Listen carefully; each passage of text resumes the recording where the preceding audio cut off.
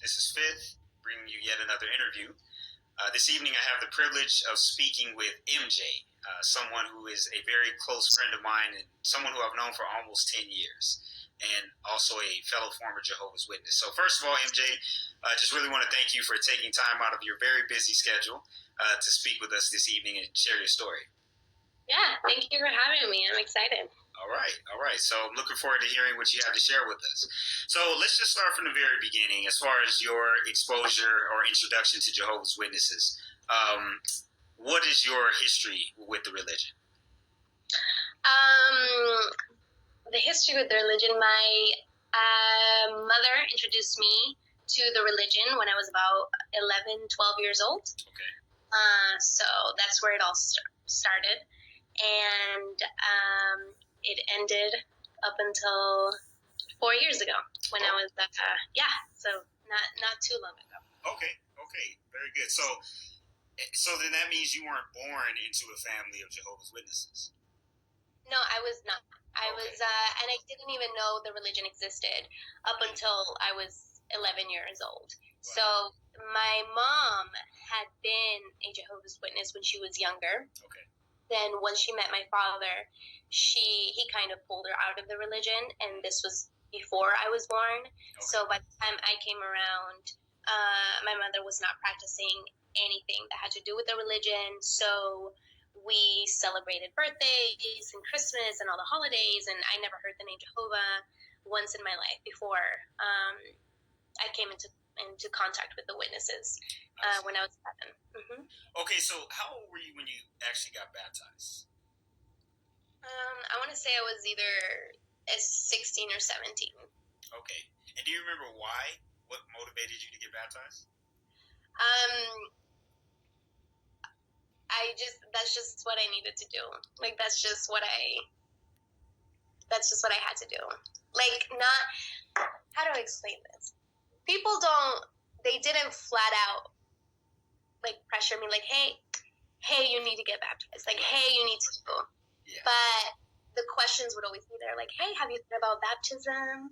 You know, when you're out in service and you're preaching, and they're like, oh, well, what about pioneering? Well, in order to pioneer, what about baptism? Have you thought about it? What's holding you back? What's, typical conversation. They may not even be coming from the elders. They may be just from other, brothers and sisters. And there comes a time when you're like, well, I have no reason to not get baptized, so I might as well get baptized. No, it's going to happen eventually. Yeah. It wasn't the right reasoning, obviously, but when you grow up in that religion, it's just, that's what, you got to do. So. Right. It's really a natural progression, It's just kind of like, well, this is the next step, It's not usually like, I'm going to dedicate my life to serve Jehovah. I think very few people that are raised in it experience that type of epiphany, if you will, before deciding to get baptized. So, okay, so you got baptized at around 17. Correct. Okay. And later, shortly thereafter, you did begin pioneering. Do you remember around how old you were when you started regular pioneering? It was after high school. Okay. So I must have been, I want to say 19. Okay. 20, probably 19. Yeah. Okay, and that's not as much of a normal progression for every Jehovah's Witness child. So what was it that motivated you to end up pioneering?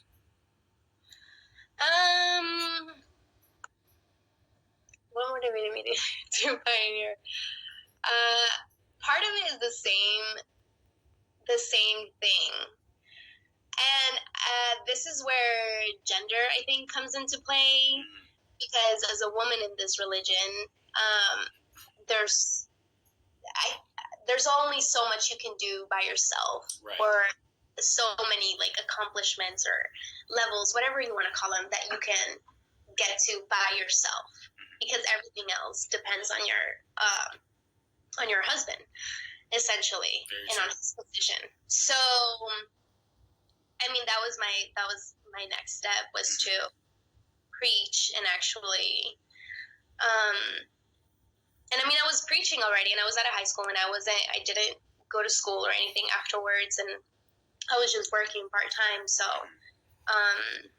why not? I'm already dedicating all these hours, might as well put a label on it and get that privilege. So it was another one of those, like, okay, this is what's next for me. And I had always, in my congregation, I didn't grow up with people my age. There weren't a bunch of boys my age, but there were never a lot of girls my age. So I always ended up hanging out with older sisters, people that were older than me, not necessarily older women, but and they were all pioneers. So I had a lot of very, good influences from other sisters that were in their 20s and that were pioneering, and I went out to service with them and to studies with them, and that was all they encouraged me to do, was to be a pioneer. So that was the next step, the obvious next step. I see. Okay, so you pioneered for several years. Can you talk a little bit about your experience pioneering, how you felt as far as the importance of what you were doing, and maybe how good of a pioneer you were, so to speak? My experience, I felt good about it.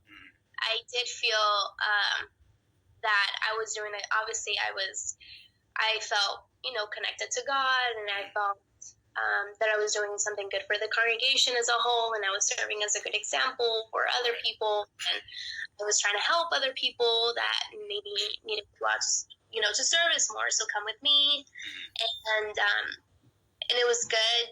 I was a good pioneer, as in when it came to people. I think I had the ability to speak to people at the door and approach them and come back and have conversations and all of that. I was horrible with hours because I just never made it to my, is it 70 hours? 70, yes. Yeah, unless they've got a new light and changed it. Right.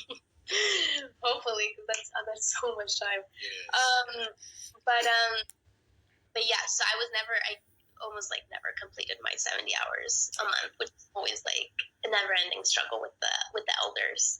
But I did it, and I feel like I was good at it, and I had studies, and I had studies that went to some of the meetings when there were special meetings sometimes, or maybe an assembly. I could, they could stop by and see how things were, and I had studies that lasted for a really long time. So I think I was successful in it. I never got anybody baptized or anything, but I think I did pretty well for the amount of time I was in it. And so I think I played an important role in the congregation in that, not only for inviting people to the congregation or, studies and all of that, but also as a good influence for the congregation, and especially for the young ones in the congregation. I see. Did any of that ever land you on assembly or convention parts, being interviewed or anything of that nature? Yeah, it did. Okay. I want to say I was for sure twice that I can remember that I was interviewed. One time I was interviewed in an assembly, and the other time I was part of I already forgot the word, a presentation, whatever. Right. Yeah. I think it was just twice that I was up on stage, which is a huge privilege. Absolutely. A really big deal. And you tell your friends, you're come see me at the assembly, and come take, and they're so excited. It's for sure. Even being in the Spanish, I know since you and I were in the same circuit, as you may recall, I know that sometimes if I was to be interviewed, I would even invite people that didn't speak Spanish, because it was that big of a deal, to be interviewed on stage, in front of thousands of people. So you're definitely recognized as a good example. And, we lived a distance away. I lived a distance away from you, and your name and your reputation was definitely out there, as a very good example, very spiritual sister, very serious, about the ministry, about your relationship with Jehovah, and all of that kind of stuff. So word definitely traveled as far as that was concerned. So I understand you also, or I do remember that you also went and served in different countries and did some things like that. Can you talk a little bit about that? Yeah, right after high school, I went to Mexico for 3 months, and I stayed with some friends. Okay. So I went to one of the congregations out there, hung out, and went to service, and did all of that for 3 months. And then I came back, and a few years later, I went to, I was down in Central America for about a month, between Central America and Costa Rica and Colombia. Okay. I took a month-long trip where I went to service with some friends who were at a congregation that needed help. So I stayed with them for a couple weeks, and then I went to Colombia. And I stayed in the Bethel for a few days, and that was a cool experience. I already forgot how many Bethels I had gone to by now, how many branches, which is also a big deal, to go travel to the branches.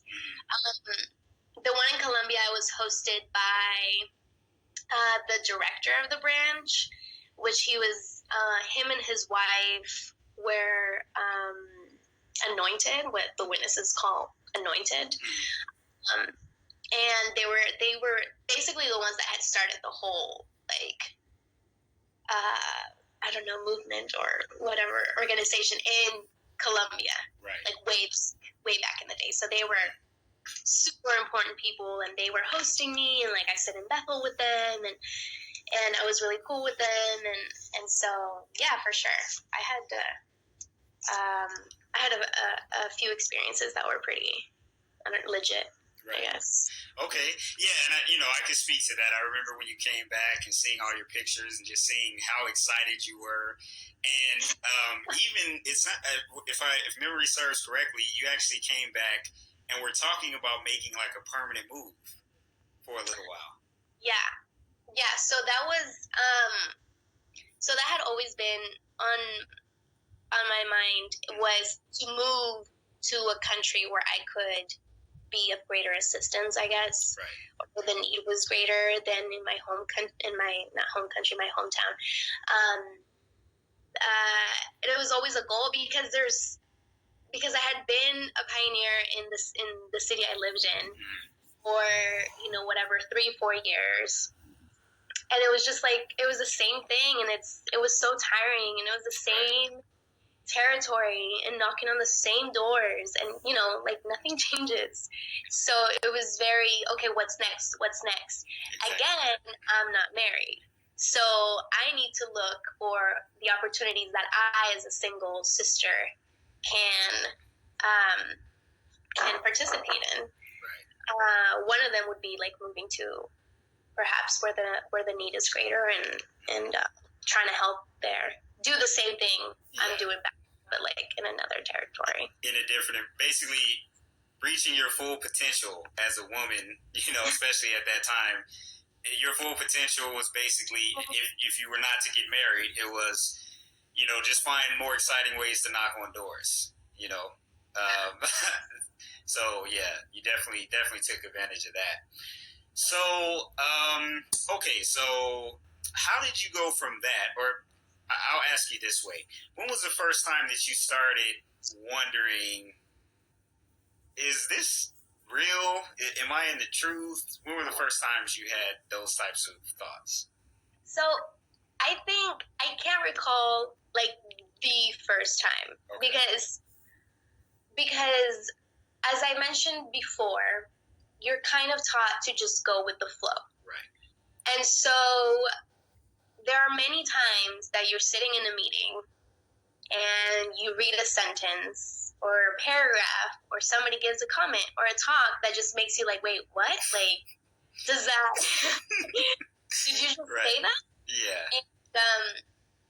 And so there were plenty of those, head scratchers, yeah. Okay, but I just need to either I'm too lazy to try to look for an explanation in the library of books that we have, or I'm just not even going to try, or it's better that I don't try. There are some questions that it's just best if you don't no, because you kind of have an inkling, like, yeah, I don't think that's right at all. But I had to ignore it. I just had like push it back, because then it becomes about like questioning my faith, kind of my faith in Jehovah. So high school, I had plenty of those questions, and I didn't pay attention to them or whatever. And they were easy to ignore. Okay. And then after high school, I think about once a year, I would have like a breakdown, basically, because these questions would come back up, and then, but like all at once, like all those questions that I had been, putting away for so long would like come and resurface, and okay, but what about this? What about that? And so I would make the mistake of voicing my concerns and talking to an elder, or which the people that I thought were my friends, and, well, what about this? Does this make sense? And what about that? And they would give me some sort of explanation that had to do, obviously, with the Bible. And then, and a lot of times there was no answer. And the answer was, these are God's, I don't know, God has the answer, but we're not, either he hasn't given us the explanation, or he doesn't need to, and we just need to trust him, and we need to have that blind faith.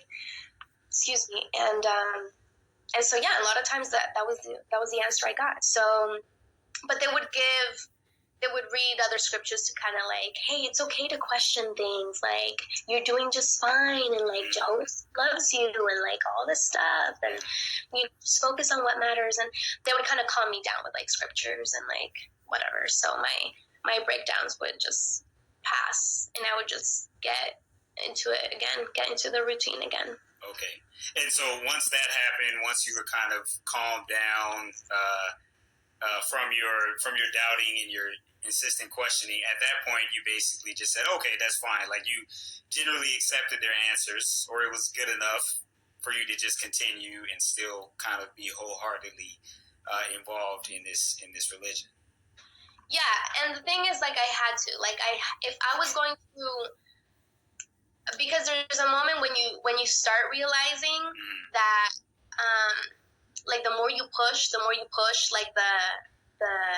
the more clear things get, and that's very dangerous, because now you're stepping into, like, oh, is this really, like, the right religion? Like, is this really what they're teaching me? Is that correct? Or should I be, doing these things, or should I be acting this way, or whatever? So I had to, if I was to stay in this religion and live happily ever after, I needed to like focus and not ask so many questions, because the more questions I asked, I think the more clear it became that it was not the truth. So, and that was just territory that I was too scared. It's so scary.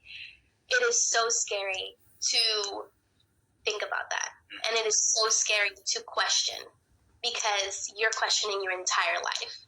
You're not just questioning something you do on Sundays. Like, you're questioning your entire life.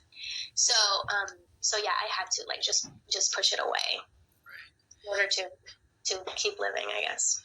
And I can definitely relate to that. I know when I started, having some of my bigger questions, it was an easier pill to swallow that maybe I was just spiritually weak, or that maybe I just didn't understand something, or something like that. I would rather it be my fault than for me to actually come to the conclusion that none of this is real. Because the implications of that, your whole social network is gone, everything that you've done for all of that period of time, the sacrifices that you've made, they're for naught. And that is a very scary proposition. So I think most of us, I know with both of our experiences, we definitely tried to avoid that reality as long as we possibly could. Yeah, right. Absolutely. It's funny because I remember, like, on several occasions, like, you would have conversations with brothers and sisters in service, or whatever, and they would say, like, things like, well, even if this isn't, like, even if everything we're taught isn't true, like, I am so happy in this, and I am safe, and I am living the right way. Right. So you also and it's funny to catch other people saying that, but like we're all questioning everything. Right. Yeah. It's like everybody's tripping, but yeah, you just, I don't know, you're just so like conditioned to like, this is it, this is the truth, this is the right people, like this is the community I need to belong to, and I don't know, it's crazy. Absolutely. Yeah. So, okay, so you kind of kept getting that, the doubts kind of increased, and where did it go from there? So, I kept strong for whatever, I guess the following 4 years. I kept behaving. I was like the poster child, whatever, as you mentioned, and then everything changed. Everything happened very quickly for me. When I was 22, I had just come back from this trip to Costa Rica and Colombia. Super spiritual trip. Like I was on cloud nine. Like when I came back, I was telling all my friends, sharing experiences, whatever. And then shortly after, I had to stop pioneering because I just wasn't making the hours, and the elders were just not having it because this had not been the first year that I had been, that I had not made all my hours. So I stopped going to service as much as I had been going. And then and then just a couple months later, I don't know how the thought came about, but my mom is sick. She has several conditions, and her and my dad are no longer together. So so basically it was my mom, my little brother, and myself. And so I got to thinking like, okay, well, my mom is sick. Like I'm seeing that she's getting sicker and sicker.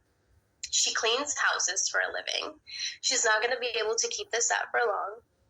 There is going to come a moment very soon, a point where I'm going to be in charge of taking care of her because she's going to have to stop working. Right. Now, I'm a waitress. I'm making minimum wage and tips.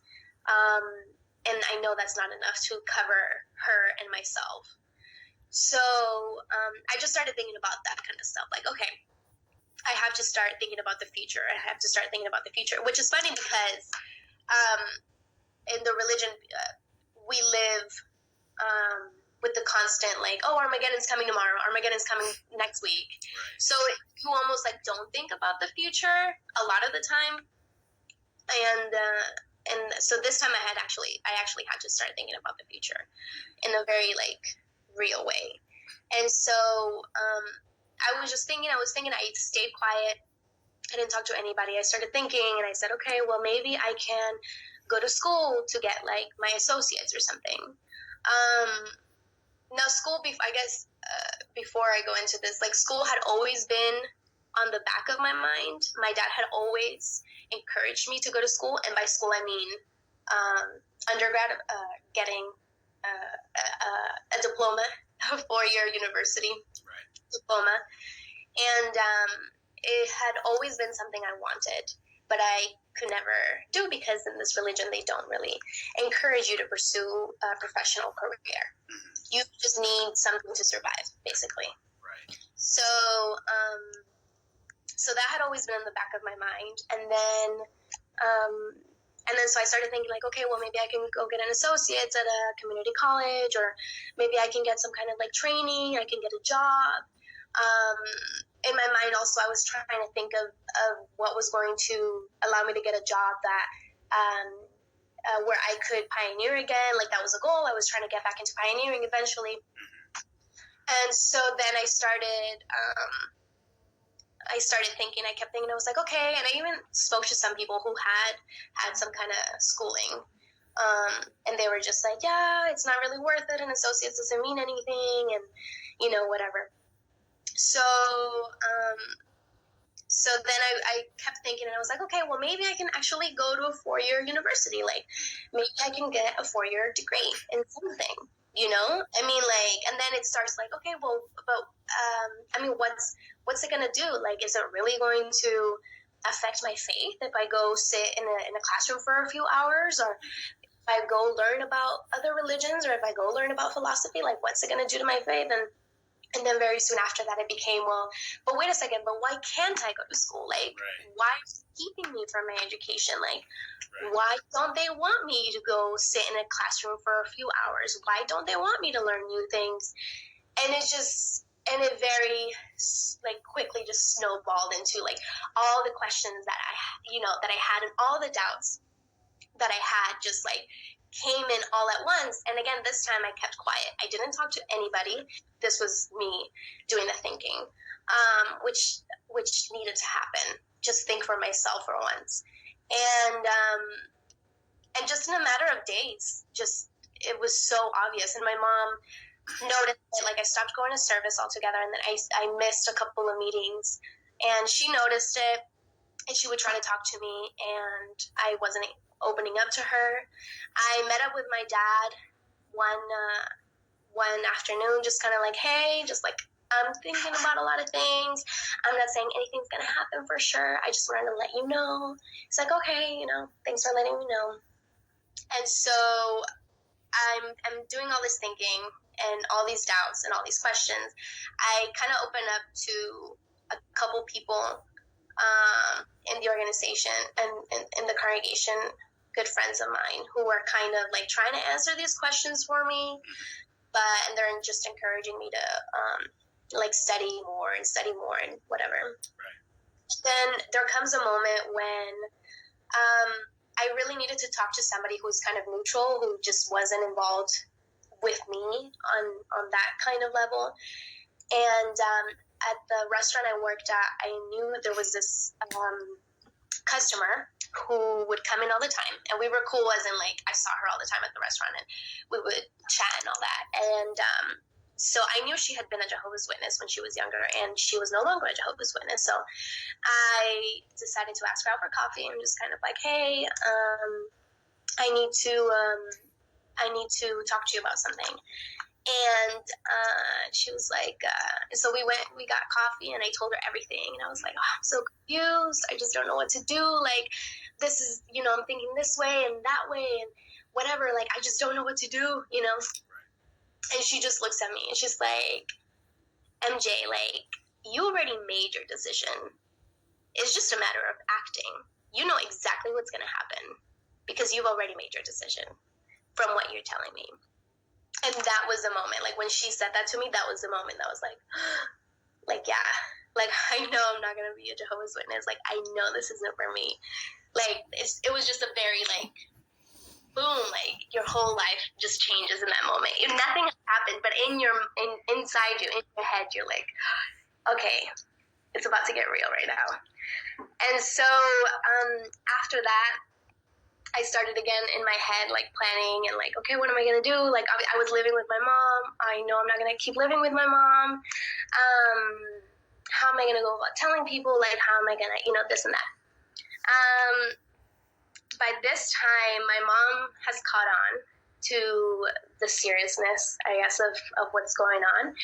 She decides to one day, very casually, kick me out of the house. Just like, hey, if you want to live in Satan's world, I want no part of it. Like, you can go and live there or whatever.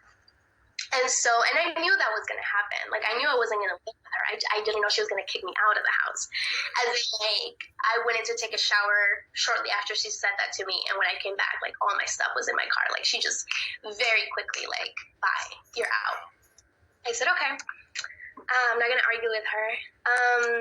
And so that night I spent it at a brother's house. He was an elder, and we kind of spoke, and I was just like, look, like, I just need time to think things through and all this stuff. And so then that Sunday, I met up with the elders. The elders wanted to meet with me. And during, like, right after my mom kicked me out, like, word just spread like wildfire. Like, people were texting me, people were calling me, I can't believe what you're doing, like, you're making a huge mistake, the biggest mistake of your life, like, think things through. Like, do you want to talk? Do you want to, let's get together. So I had like all these, it became harassment of just like people like nonstop calling and text messaging me and just obviously not supporting anything I was doing. Nothing had been done. Like, I had done nothing at this point. I had just had this conversation with this woman. My mom had kicked me out of the house. That's all that has happened so far. Obviously, I know where things are going, but like nothing official has happened. And so people were already responding. And so I meet with the elders that Sunday. And, they sit me down. There's 3 of them in the room, and they sit me down and they say, hey, like, what's going on? Oh, well, I have questions. I have these problems. I have these doubts, things that I don't really feel comfortable with or whatever. And I'd like to, take some time to think things through and oh, okay, well, are you going to keep going to service? No, I'm not going to go to service anymore. Well, are you going to come to the meetings? I said, okay, yeah, maybe like 1 or 2, but not all the time, And then, and there was the brother, the elder that I had gone to spend the night at his house, his and his wife's house. When I got kicked out, he was rooting for me, like, all along. And he was like, listen, Mija, like, this is what you have to say. Like, don't say this, don't say that, because they're going to try to, like, grab onto anything and to try to basically kick me out. And what I was trying to avoid at this point was an announcement, because an announcement meant that I was cut off. I wasn't disfellowshipped because I had done nothing wrong. Nothing wrong in that sense. I had done nothing for them to disfellowship me for. But if very conveniently, they use the same announcement for everybody. They just say, so-and-so is no longer a Jehovah's Witness. So when they say that, you don't know if so-and-so, slept with half the congregation, or in my case, if so-and-so just has questions and wants to, take a step back. So they spoke to me and they said, okay, well, do you want to keep studying? Do you want somebody to talk to you about all these concerns? And I said, yeah, that's fine. And so they said, what brother would you like to study with? And I said, oh, I would like to study with so-and-so. Who was an elder, right? Yeah, he was an elder, correct. Somebody I've known for years and years. And so, okay, cool.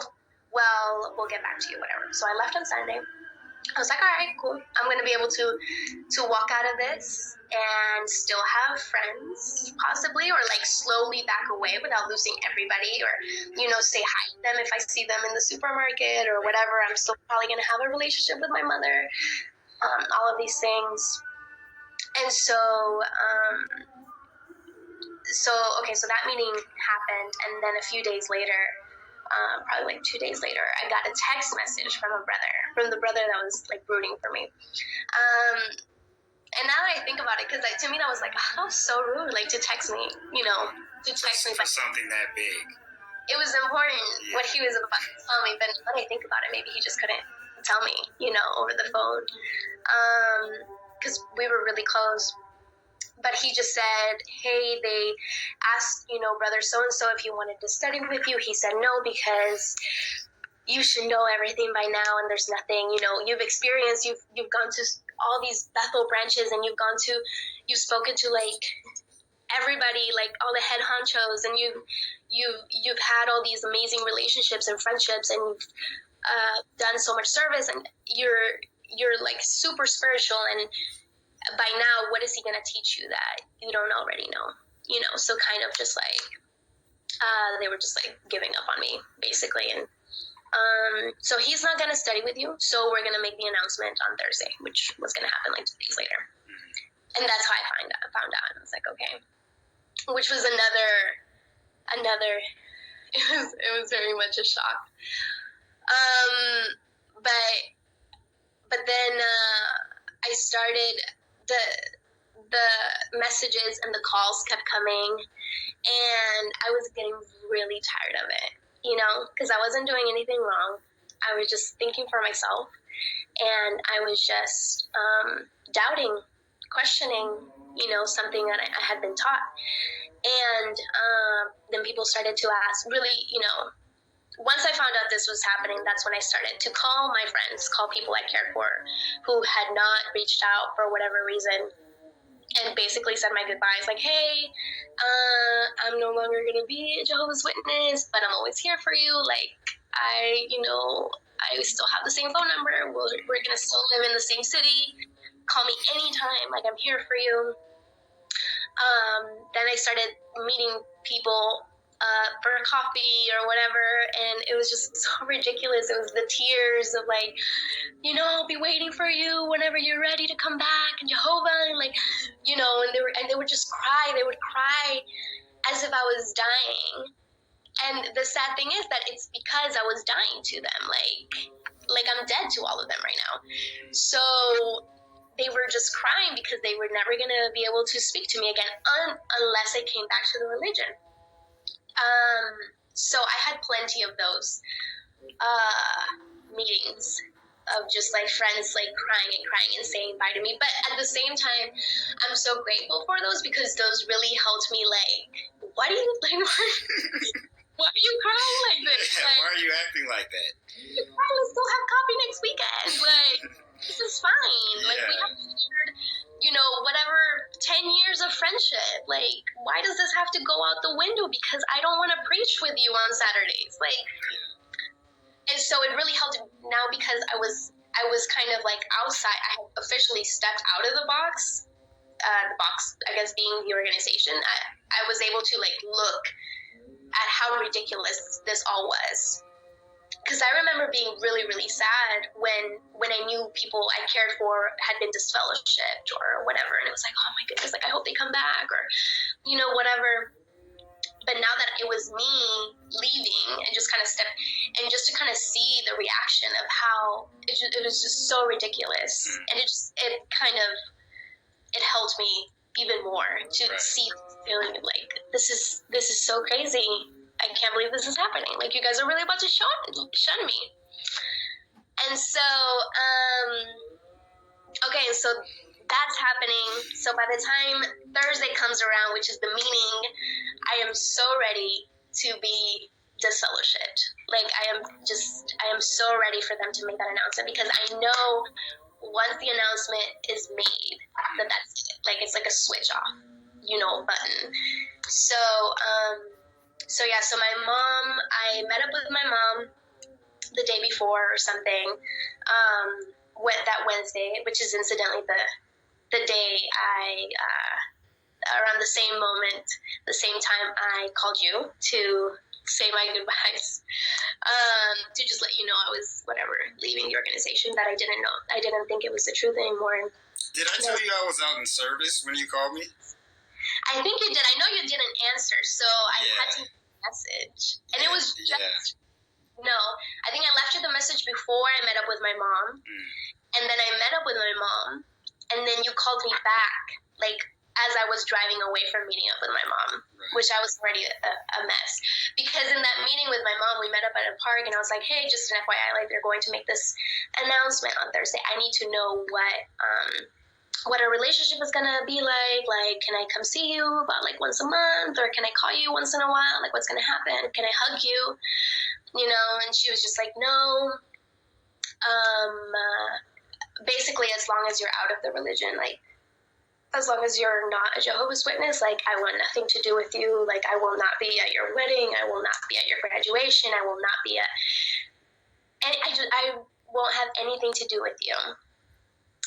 Until you decide to come back to the religion. And that was it. And so I don't even think I hugged her goodbye or anything. It was like, my brother was there, and maybe I hugged him, but I was so mad. I was so livid at what was going on that I just like stormed out, like, okay, fine, like, bye.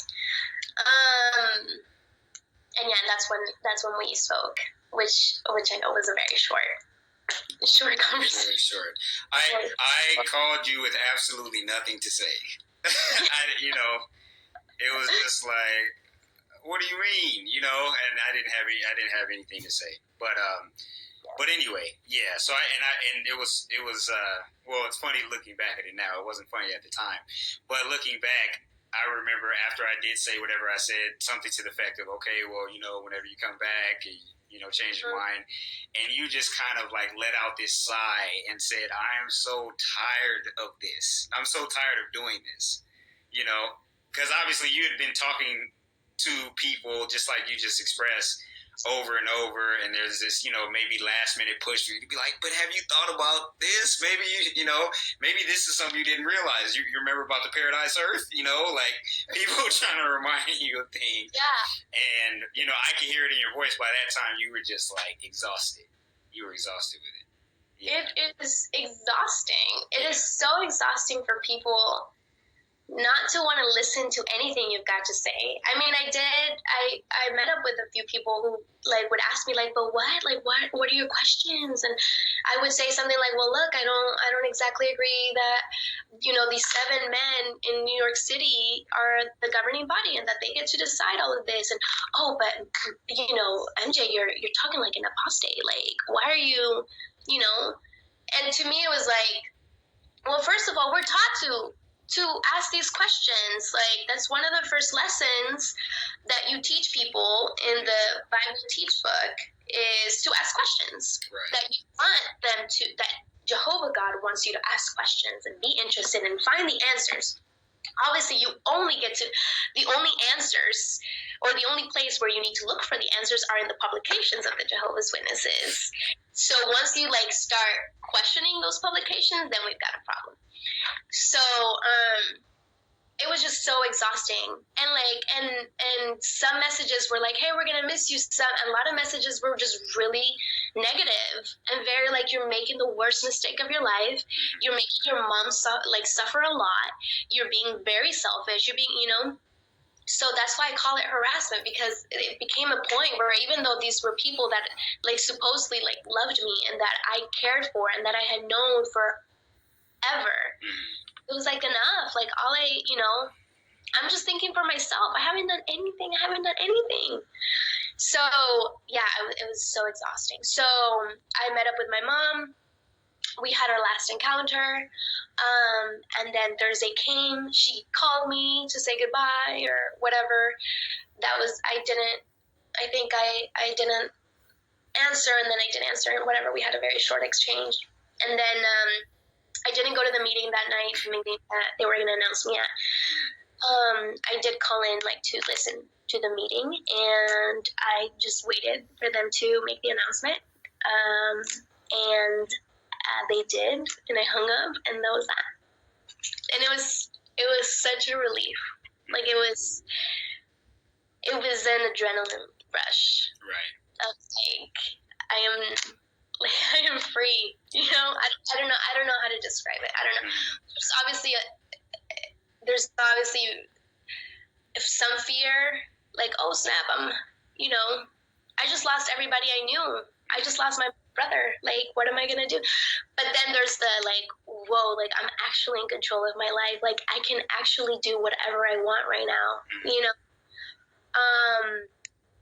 And I think that when people talk about like people that want to leave their religion, or that people that get disfellowshipped just because they want to do all these crazy things, like go date whoever they want, or go jump off planes and like do all these crazy things that you're not supposed to do as a Jehovah's Witness, like go do drugs and all that.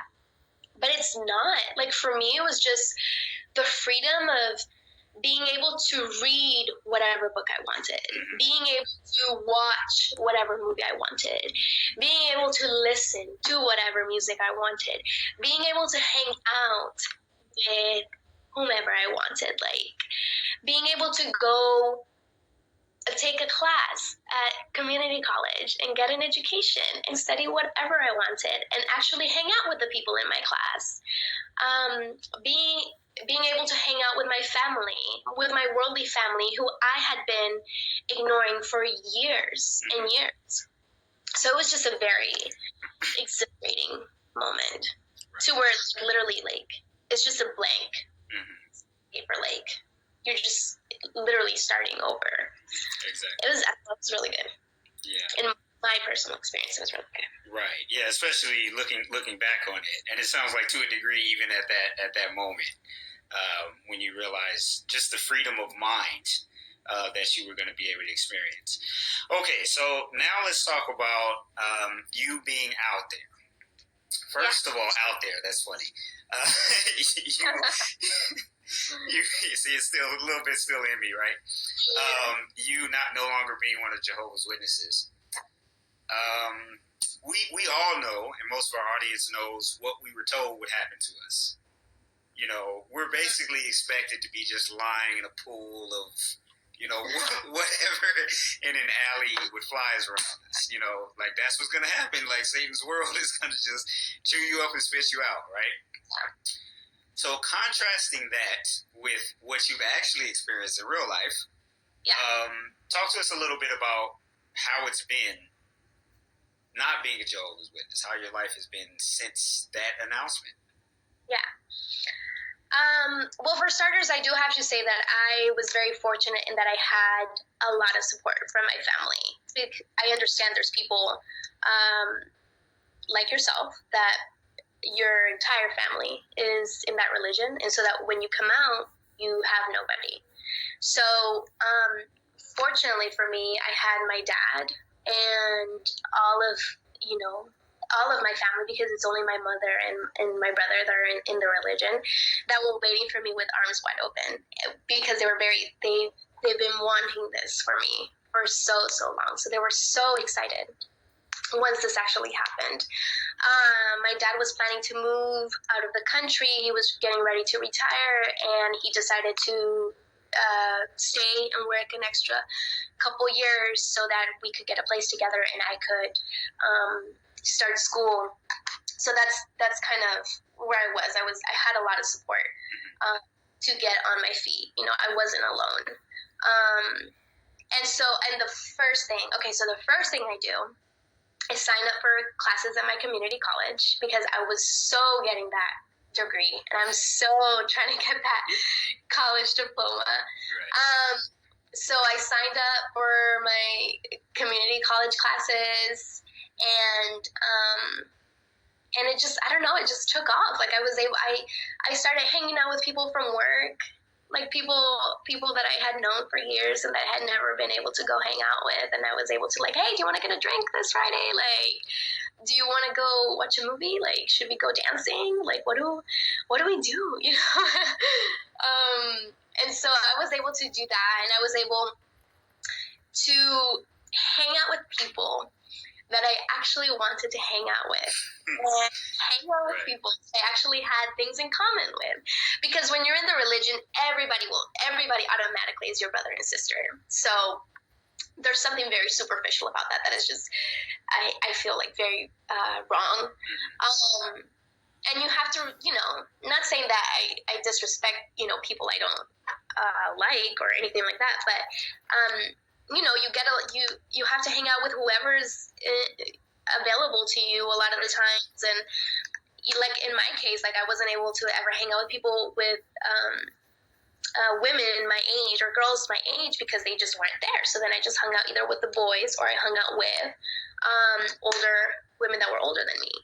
And so now I was actually able to hang out with people my age, and I was able to choose my friends, and they weren't all drug addicts, and they weren't all, you know, murderers or whatever they teach me that they're going to be. And they were people that I could trust, and they were people that treated me right, and that are still my friends to this day, and that like accept me for who I am, you know. And how much did those friends care about what your religious affiliation was or what your beliefs were? That was really important to them, probably, huh? Super. No, not at all. No, they're still here for me. Right. For me, you know. Right. So I started school, which has been my main focus, which right now I'm a year away from graduating with my BA in history. And yeah, so I did 2 years of community college. I did all the internships I needed to do, the extracurriculars I needed to do to transfer to a good school. I'm at a pretty prestigious, liberal arts college on the East Coast right now. I have financial aid. Like I have it so good. I'm gonna do an international. I'm gonna go abroad for an internship this summer to Brazil, and then I'm going abroad to France next semester, and then I'm coming back and I'm graduating, and then after that I plan to get my master's, and I don't know, life's just been so good. Like I've done some traveling. I've met incredible people, and it's just been so amazing. My experience after leaving that religion has been nothing but positive. And a lot of people are always like, okay, well, don't you miss your mom? Like, I lost my best friend, which was my mom. Like, okay, forget my entire, phone book, like contact list, like that, forget them. But like my mom was my best friend, and we have not spoken in, it's been 4 years. I don't think things are going to change. If they do, I mean, I only hope so. And I hope that it's not her like pressuring me to go back into the religion. I hope she's, I'm not here to influence her. I'm not here to ask her to leave the religion. I'm just here to like have a mom, have contact with her. But yeah, I mean, like, that sucks that I don't have her anymore, but I've gained so much. I've gained so much more. I don't know how wrong that sounds. More but the positives have for sure outweighed the negatives. So yeah, life is good. Definitely sounds like it. So I'm sure anybody that is in the religion currently that is either starting to have questions or has come to the conclusion that this is wrong, but I'm scared to leave. Mm-hmm. I feel like what you've already told us is a message in itself. But what would you say specifically, if you could speak to those people? What would you tell them, as far as their fears? To those who are questioning, and to those who are thinking about it, to those who know that this is not the truth, I would just say, I know it's so scary. I know it's really, really scary because your entire life is going to change. But it's so worth it. Like, your freedom and your right to pursue your happiness and your right to pursue your dreams is so worth it. And I mean, now that I think about like all the people that I lost, like, they weren't really my friends. Like, I talk about like, oh, my friends, the people I had known for 10 years, like, they're not really your friends if they're just with you because of a religion, and if they're just with you because you guys share the same beliefs or whatever. Like, that's not what true love is. That's conditional love. And what I think we all deserve, unconditional love from our parents, from our siblings, from anybody in our lives. So, I mean, if you're thinking about it, I think, even though it's really scary to think about these things and to question things, I think that you need to listen to all those red flags, and you need to pay attention. And I mean, take your time. And it'd be really ideal if you could do this on your own. If you could just let yourself think, for yourself without the influence of other people pressuring you to go one way or the other, and just really meditate and just really think it through. The world is not as scary as they paint it to be. I mean, the world, it's a messed up world, all around, obviously. Yeah. But in the religion too. Right. But man, it's just so worth it to be yourself. to live. I don't know. We only have one life. Like you gotta do it. Right. You know, because time flies. Yeah. Just I don't know. Go for it. Yeah. Don't be scared. We're here for you. Like right. just an entire community of ex-Jehovah's Witnesses, of former Jehovah's Witnesses, right. That are here to help, to answer questions, or to whatever. And even if they're not Jehovah's Witnesses, I can't tell you the reactions I get from people when I share my experience. They're like, what? Like, oh my gosh, that's crazy. And they appreciate you more. Mm-hmm. And because they know, you know, they can't imagine escaping a cult, you know? So, don't be scared. I know it's really scary, but you're worth it. Well, this has been great. It's great to finally to hear your expressions, hear your experience, and to see how you are really taking advantage of the opportunity that you have to think for yourself. You're taking that ability and you're running with it. It's just living an authentic life. So, just again, definitely want to thank you. And on a personal note, very briefly, so after I got that call from you, that was the last time we spoke, and I shunned you for 3 years. You did. I want to, we've already done this before, but I want to apologize to you for shunning you for 3 years, and want to thank you for accepting my call. There were no hard feelings on your part or anything like that. So that's just, you know, that really speaks to your character, and you didn't pressure me to think how you thought. You respected my right to get there on my own, which I really appreciate. You know, really appreciate that. So anyway, without going too much into that, again, definitely want to thank you for your experience. I'm sure this is one that is going to benefit many, and yeah, thank you so much. Thank you. All right.